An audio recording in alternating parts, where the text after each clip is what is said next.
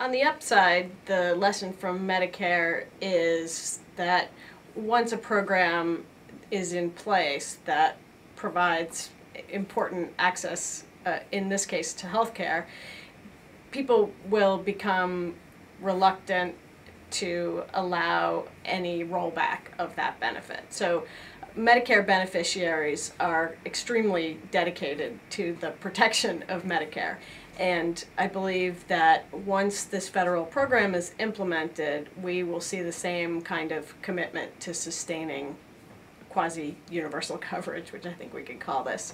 On the downside, the lesson from Medicare is probably that a federal program of that size is not the ideal way to make health policy at the delivery system level. So Medicare is a uniform national program.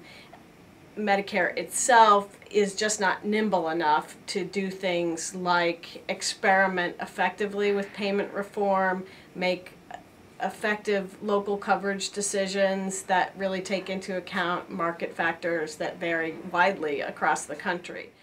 The provision of equitable access to health insurance and financial access to care is a critical public health issue. It will not only provide more timely and complete care for a segment of the population that has not really been able to access the healthcare system in a systematic way, but it also provides financial security. It's a method of redistribution, and it's clearly an important social justice issue.